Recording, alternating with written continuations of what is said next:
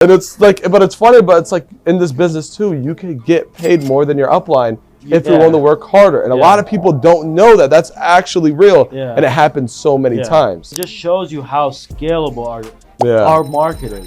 The more people you have, the more you spend and the more customers come in. Like, there's no cap that we're going to hit. Unlimited potential in here. Unlimited income here. How old is he? 19 years old, man. What did he bring in last month? $130,000. Insane. I know, bro. I can't believe it. I can't. Trust me, man. The only thing that could stop you in this business is you. Keep going, keep going, keep going, keep going, keep going. I gotta keep going.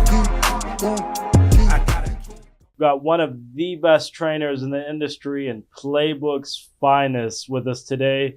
Thank you for joining us for another Playbook podcast. Coach, how are we feeling today? Feeling great, man. Glad to be on. Long awaited, bro. I don't know why it took us so long to get you on here, but you're one of the stories like everyone needs to hear.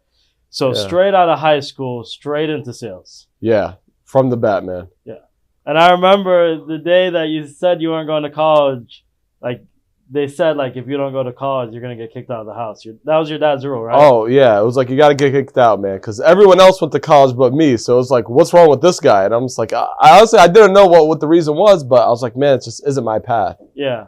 Yeah. So for those that don't know, me and Coach are brother-in-laws. That's why I know that back end story. But it's amazing to see from not going to college, how many years ago? Was that like 6, 7? 7 years ago now. Deciding not to go to college to now leading the biggest team within the playbook and $1 million team in the game plan. Yeah. What a journey. So we'll go back a little bit. So right out of high school, you went into phone sales, right? Yeah. And how long were you doing that? 6 years, man. And you had worked your way up to manager. And I remember, like for you, it was like, I remember the goal was like always like, you would always talk about 100K, 100K, 100K. Yeah, I was like, man, the goal, it was everybody's goal. I think at one point, I was like, man, like, you got to make 6 figures. And then by the time we were old enough to start actually working, 6 figures wasn't 6 figures anymore. Yeah. So how long did it take you to get to that level where you were at previously?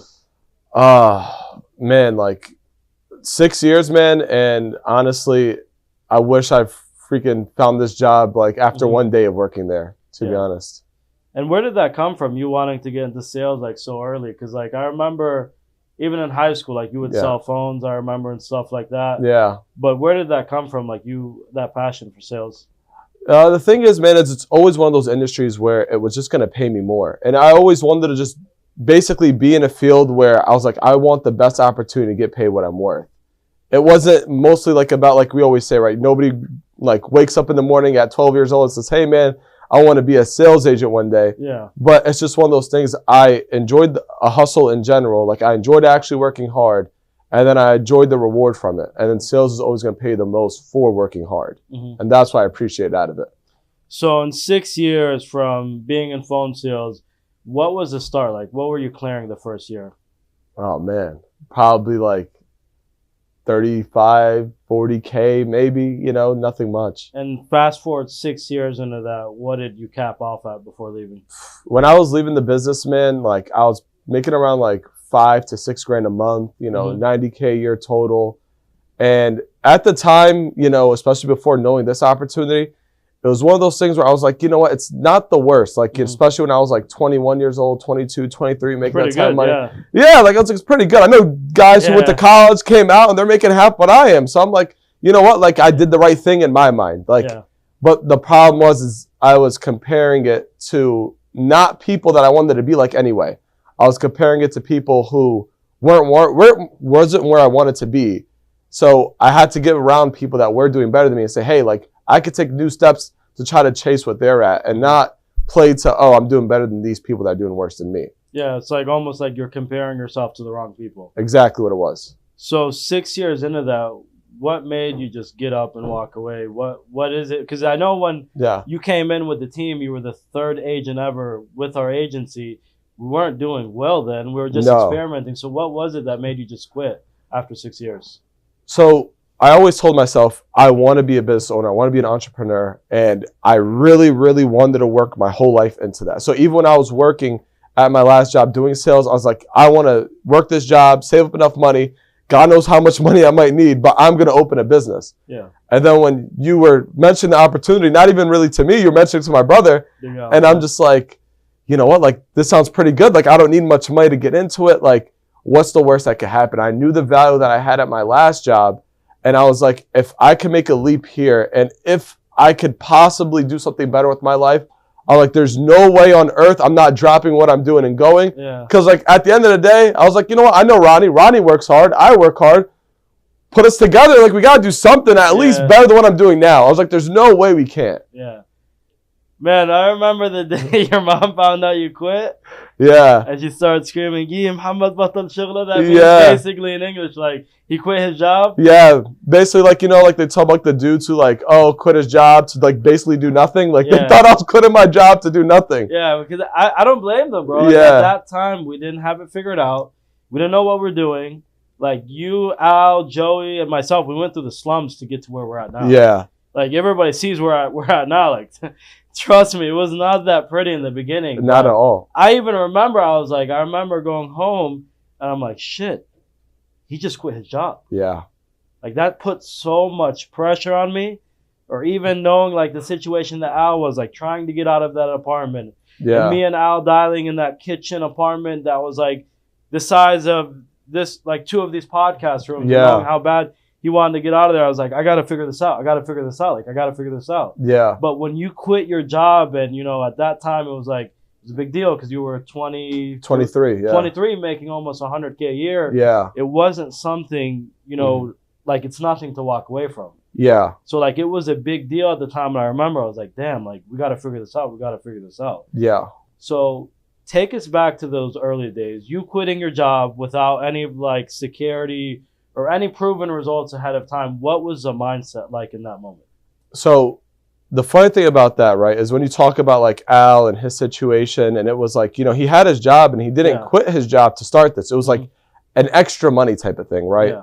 And I always say this when I talk to anybody, like you said, we had no resources, not really any training, much really. We're all figuring this out. And I was looking around, I was like, hey, you know, I looked at this as this is the worst this is ever going to be. And I looked around and Ronnie showed me his deposits. I'm like, well, if he's making that and we're all just figuring this out, I'm sure we could eventually get to a point where this could be a big opportunity. And I didn't even think it was going to be nearly as big as it was. None of us did. Not nearly close to it. But like, again, I just thought about it. I said, hey, like, if I could do the math on how this commission structure works, figure out what I need to do to be able to match this income that I have now. And I was like, and I'm sure, right, running my own business, I'll be just happier doing this than that, even if, you know, it didn't work out as maybe as I hoped. But I was like, I just know if I don't take this, it was the fear of missing out is really what got me. I kept telling Al that. I'm like, man, it's not about like me going and like having this crazy opportunity and being so happy that I'm making more money. I was like, I think I'd just be more depressed if I didn't do it and everyone else was winning and I was too scared to not win with them. And I remember at that time I was talking to Al and he was like, yeah, coach just quit. Yeah. And I was like, what do you mean? He's like, he quit his job today. I was like, bro, we didn't figure this out yet. Like, the leads are good 1 week, the leads are not. It's like, I was like, how did he justify, or how did you let him do that? And he's like, bro, he did the math. He said he's good. Yeah. I was like, okay, let's go. Let's start running, you know? And then it's like, it's just crazy to see, man. Like, looking back even at those days, it was just me, you, Al, and Joey. Yeah. Just us 4, you know, dialing on Zoom all day to now looking at, you know, how many agents now are on the game plan? About 65 active writing. So imagine, with just us 4, now you're leading a team of 65 people on your very own. Yeah. Under the game plan agency. What could you tell us about those early days when we were, to me, bro, those were some of the funnest days. They were 100%, because it was one of those things where people come now and they start making a good amount of money. To them, it's like, okay, this is great, but I saw everyone else doing it. And it doesn't feel more so like an accomplishment. More so feels like this is what I should be doing, right? Like, I have people that come in and they're making 10, 12 grand and they're looking around like, man, I should be making 20 because so many dudes are making 20. When we were there, I was like, jumping up and down because we're counting all the pounds. Like, we made 10 grand this month, and we're literally celebrating. Like, I'm celebrating, Al's celebrating. I remember we're looking at Joey Dowles, who came in right after me because we had the same job. So he was still trying to work his way there. And I'm like, bro, you're next. Like, we're all on the train right now to make 10 grand a month. And it was like, holy shit. Like, I'm so happy I quit. At that point in my life, I was like on top of the world. But the thing about it is, knowing how great this opportunity was, it only made me hungrier. Mm-hmm. And that's the difference that we always talk about. A lot of people don't see is that core group all said $10,000 is great, but I want to make 20. Yeah. And I think that's what brought us to where we are, is that mindset that we had when we came in. And even early on, man, when our team was like sub 300, like, bro, that was a team full of dogs. It was. We were like 6 people putting up like $250 a month. Yeah. And our expectations then were just like super crazy. Like, man, like if you're not selling 40K, like you're probably on the wrong team because like you gotta leave. You have to have the team. Because we literally just hired friends that we knew that were just like us. Like, it was so easy to recruit top talent because like what the saying, right? If you're around 5 people that are a certain way, you're going to be the 6th. Mm-hmm. So like basically we all found those dudes and they were all hungry dogs. Yeah. Like, so easy to find an elite guy back then. So I think one of the things that's also special to mention in the early days is you and your brother started almost the same time, like a month or 2 apart.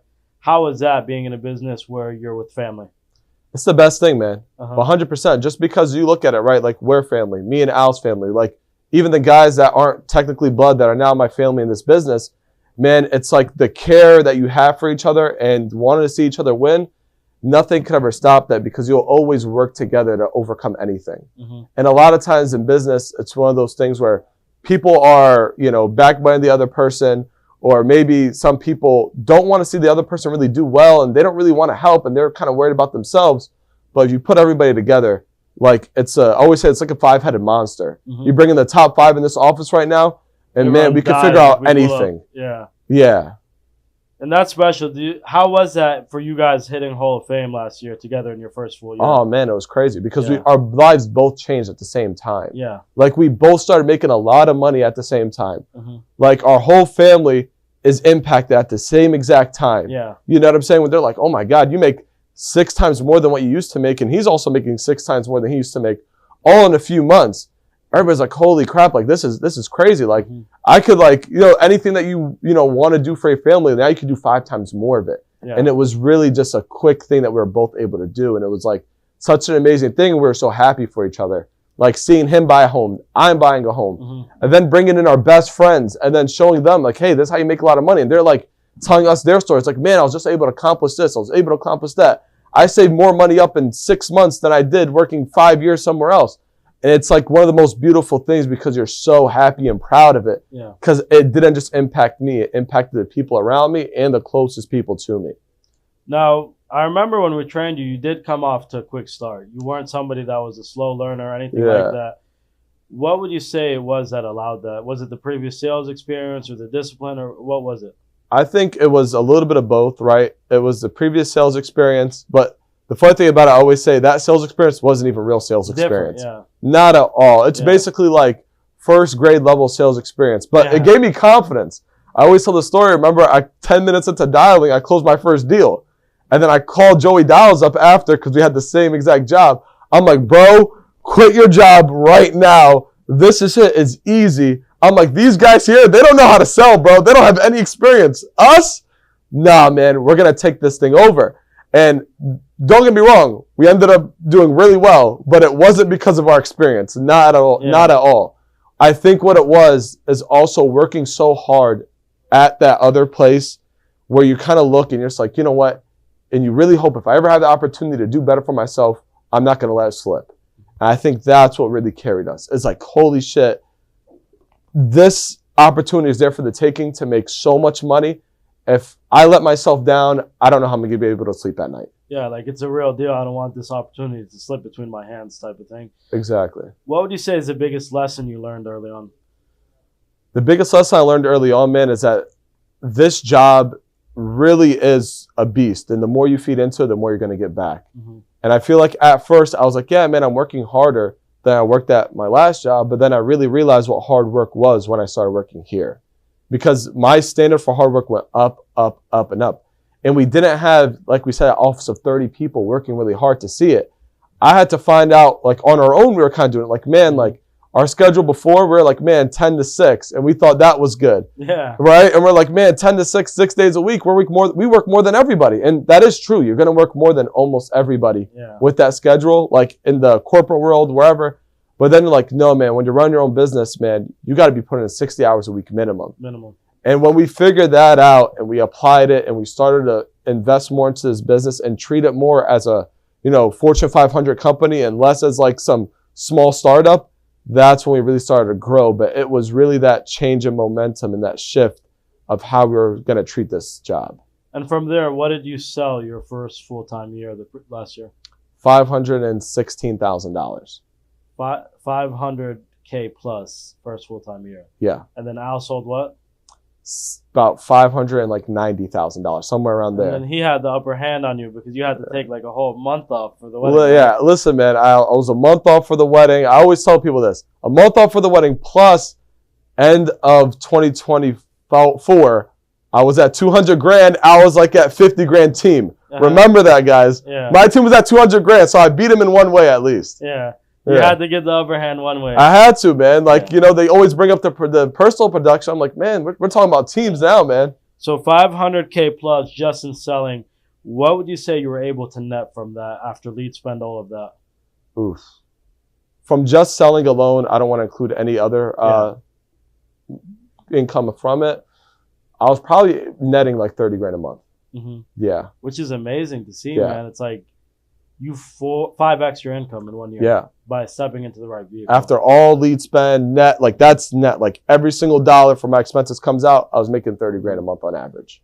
How big of a transition was that from like, remember like when we were buying 60 leads for $1,020? Yeah. What was that like after we figured everything out? Like that, I felt like that was the biggest cheat code in the business when we had finally broke that barrier. Yeah. And that's one of those things where you were just like, and it's all about perspective. Mm-hmm. When you come from 60 leads for $1,000 and now, be able to get way more leads for that same amount of price, you're looking at this as like, oh shit, like it's about to get real and I'm going to double down and work harder. Whereas now people kind of come into those same exact, leads that we, had to get later on. They start with that day one. They don't appreciate it as much. Back then, man, oh my God. We were literally saying Ronnie cooked. Like, we're like, yo, thank God we have Ronnie. With some things, we still always say it, don't get me wrong. Yeah. But we'd be working out the gym, be me, Al, and Dials. We'd be talking like, man, thank God Ronnie figured out this lead thing, man. Thank God Ronnie figured out this lead thing. And we'd be talking about it all day because like, yo, this job would be cooked. I'm not gonna lie, it would be cooked if we didn't figure out the leads. And I remember, man, it gives you perspective. Like when we were in the trenches in the early days, spending that $1,020 for 60 leads, like agents don't know how good they have it now. Not at all. For that same $1,000 now, you get like 200 leads, Exactly.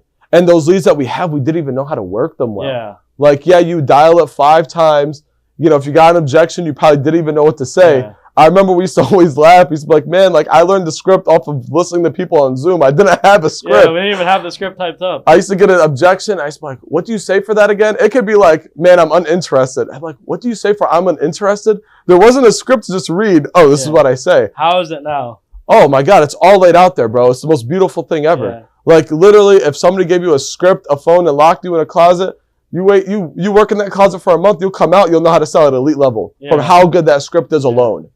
And that's just crazy to think. It's like we figured it out with so many little resources, but it just tells you the baseline of the industry is literally it's attitude and activity. It's all about perspective. Yeah. Like even now, we still see it. So many people like we have a zero tolerance rule for our team because we always say the leads only as cooked as you are. Yeah. But teams outside of our teams, like they'll complain about leads, but it's like it's all about perspective. Yeah.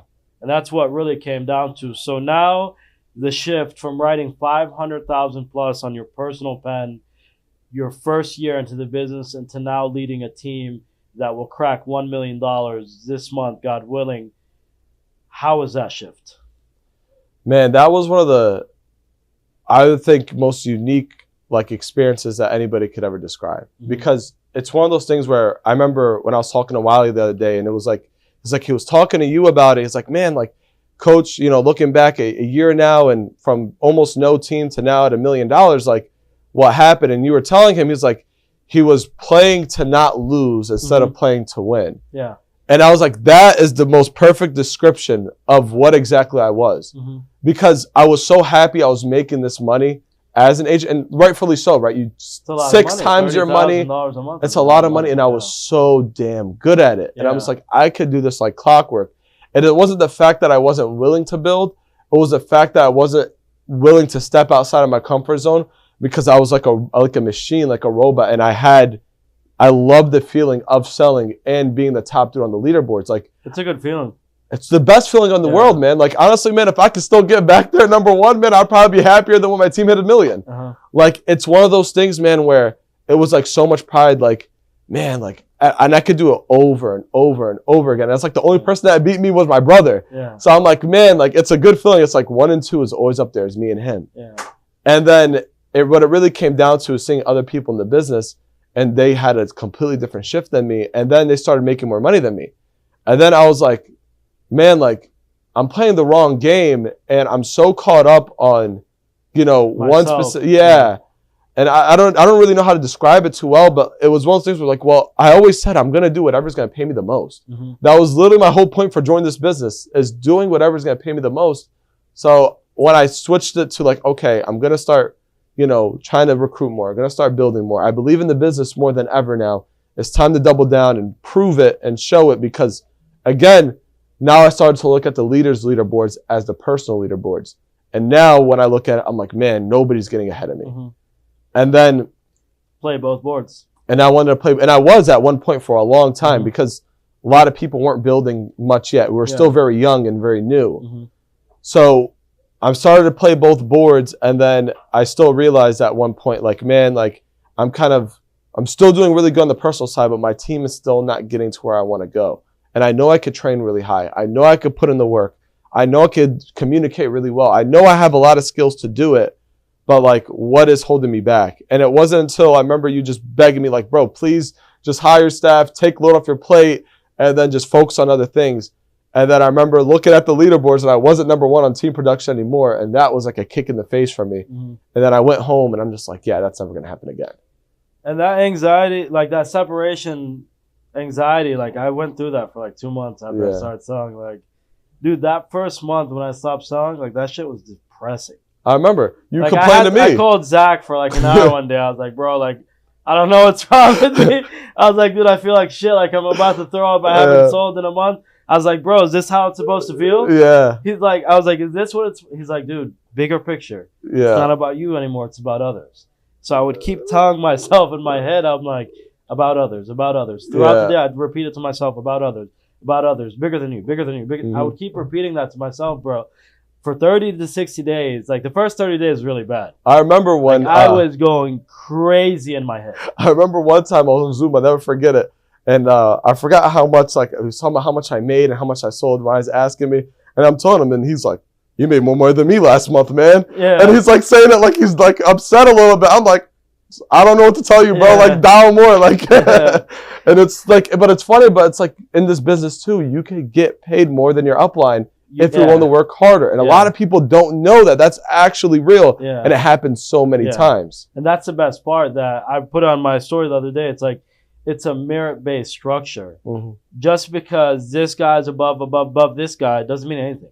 No. You could make more than the 3 guys above you, because if you have majority of the width, you make majority of the money. That's how it works. It pays the people that work. So that was like one of the biggest things, is learning that, you know, knowing that the opportunity we bring people in. Like, I remember when I had to stop selling because of the team building and how hectic it got, my income did get hit. But guess what? It tripled from what it was before after 2 or 3 months. But I had to go through that sacrifice for 1 or 2 months. But it's like, you have to understand, like, it's bigger than us. But it just shows you that there's another opportunity out there. But back to the mindset that you had, I remember when I talked to you and I finally got out of you.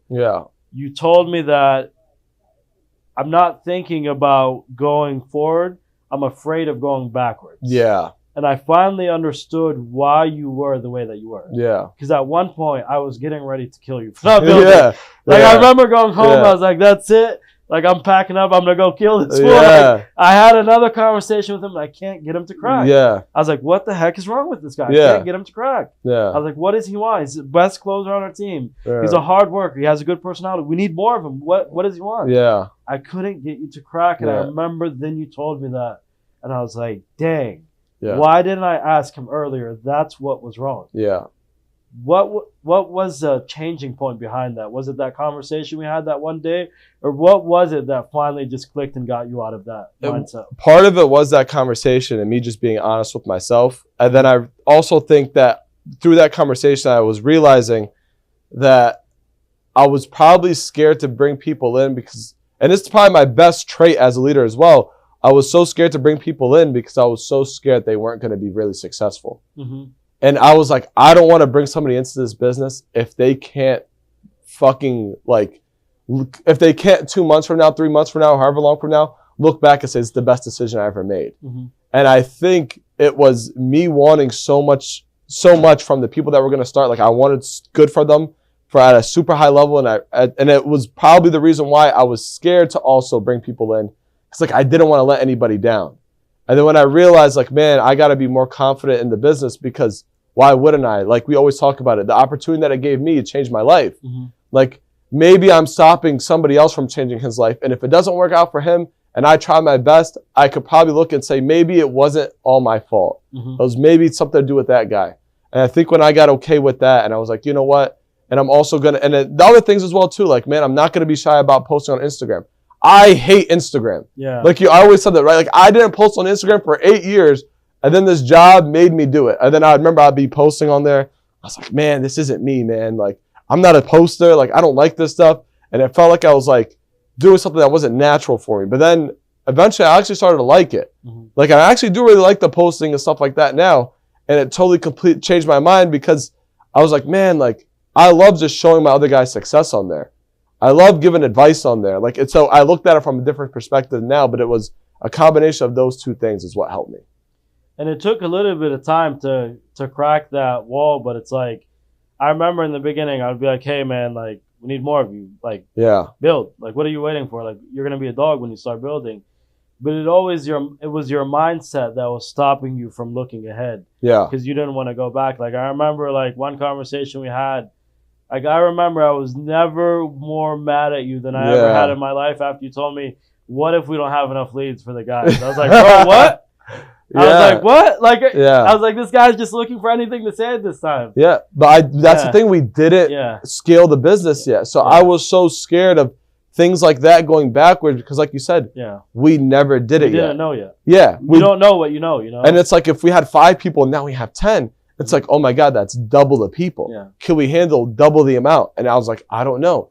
And the last thing I want is like my best friend that I bring into the business to now fail out because me and Ronnie just decided, let's bring on 20 more people. Yeah. You know what I'm saying? I'm like, man, I owe it to that dude to make sure he's always going to be okay and put him in the best situation. So now with 500 agents, I think last month we generated 106,000 leads. Oh, man. So imagine, you know, like it just shows you how scalable our market is. Yeah. The more people you have, the more you spend and the more customers come in. Like there's no cap that we're going to hit. What is it like knowing that what the future holds because of the opportunity that we have on our hands? Honestly, man, it just feels like anybody that you touch could turn to gold now. Mm-hmm. That's what it really does feel like. Like, man, if I get somebody into this business and I actually genuinely like this guy, like on the interview calls, I feel like he's driven and things like that. I look at this dude, I'm like, man, like your life could really change. All you have to do is like follow the lead and just buy into the culture and buy into everything that we're telling you. And it's like, and I could see this dude, you know, really change his life. And I've seen it happen for so many people where, man, it's a great feeling. So like you said, like being able to do this more and more and more, like, man, like it feels like, man, like what could we do a few years from now? What could things look like? Man, I can't imagine it even. Yeah, because like we look back at it, it's like we didn't imagine this in our wildest dream. Like, no. Last 12 months from 400,000 this time last year to now knocking at the door of 4 million. Yeah. In 12 months. It's crazy, man. I didn't think that was possible. You didn't have a team last year. No. now to knocking out 1 million in 9 months. Yeah, I was one of those dudes that always make the joke. I said, man, if your team does $100,000 a month, you probably just recruited one of your friends It's or like two. you and a friend. Yeah. Yeah, I always make that joke. It's like you and your boy just sell a lot of insurance, bro. You don't have a team. That was me, basically. Yeah. You know. What has the feeling been like now? Seeing like you talked about you making the 30,000 early on. What has the feeling like been now that you have probably how many people doing that? It has to be at least Over 20. 10. Yeah, Probably at 20, least 20. I would Yeah. say 20. How has that? And a few feeling dudes been? making like 50. Yeah. Yeah. What has that been like to partake in? Man, it's a great feeling, man. It's a humbling experience Mhm. because not only am I, making the amount of money I never dreamed of, as like I helped other people make an amount of money that they never dreamed of. People that I don't even know, and now it's like I have like the most like amazing relationship with some of these guys on my team. And it makes and I always just think like, man, like imagine I never took the leap. I never took that jump. Like I would have never met this guy, first of all. And then two, it's like I've seen people literally like as they start working this job and making a lot of money, it's like somehow it's like they just ended up needing the money the most. Like something happened in their life where they have more responsibilities. And it's like, man, and I have one of those dudes on my team. I looked at, I was like, thank God you're in a financial situation where you can handle all these situations so easily. Looking at him is like, man, like your mom, your brother, whoever it is on your team, like they might need to rely on you financially. And it's like, oh, wow, this is no issue. Like they can have whatever they want. I'm just like, holy shit. Like I have some type of like participation that like I could take credit in like way of like, man, like I helped you. Mm-hmm. And I really enjoy the fact that I can say, like, man, I helped you. And if that dude comes up to me and they do, and they tell me like, man, like you helped change my life, man. Like that's like the best feeling, and it makes you feel like, you know what, like I can't ever stop, and I can't ever have a dude come in and not put my full effort into him, because maybe that's the dude that I could have helped change his life, but I didn't give my all to try. And it might not even be to the extent the dudes that are making like the 20 grand or so. It could be dudes that are just, doing pretty well for themselves, right? Like I talked to one of my guys and he was just saying like when he was in high school, he didn't have the best grades. He always wanted to be successful, and everybody does, but he's like, man, I had so much anxiety at night. Mm-hmm. He told me. This is because I always used to think of what is my future going to look like, and it scared the crap out of me because I knew I wasn't going to go to college, or if I was, I probably wasn't going to do well. I knew I didn't want to go. I didn't know what the future had in store for me. And then I found this job, and that all went away, man. Now I feel like I could finally be successful, and I have a plan and a direction to follow. Yeah. And that's one of our favorite guys now is Barry. Mm-hmm. I was like, man, like imagine that. Yeah.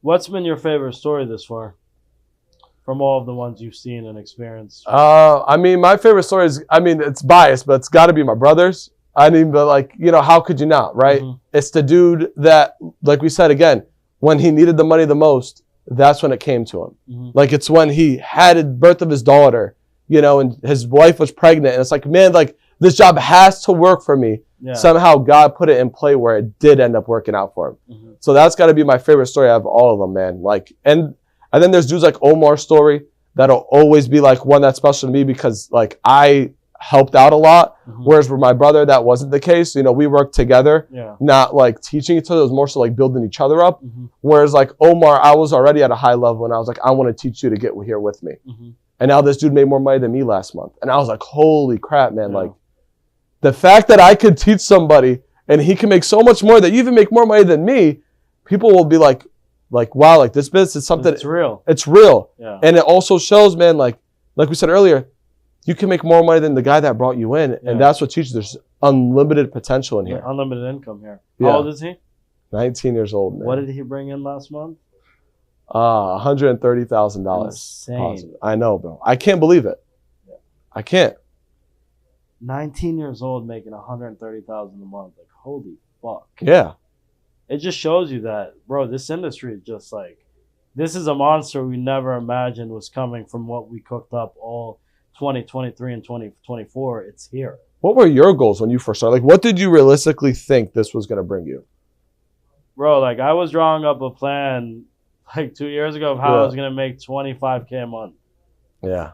That's funny. Like now my bonus is like twice, sometimes 3 times the size of that alone. Yeah. And it's just like, it's amazing to see. Is like what excites me the most is seeing what the guys that come in can do, what the guys you're bringing in can do. It's now like, I think we're on pace to have like 7 7 guys this year that will hit that $1 million level. Yeah. And that just shows you, man, it's not just us. Yeah. It's everybody, and that's what it's always been about here. But yeah, Coach, I want you to leave us and close us out strong. You're the best of the best that we have here. I appreciate it. If you could leave our viewers with something through the experience, through the journey, through Coach's eyes as the 3rd ever agency with the Playbook, what would you leave them with?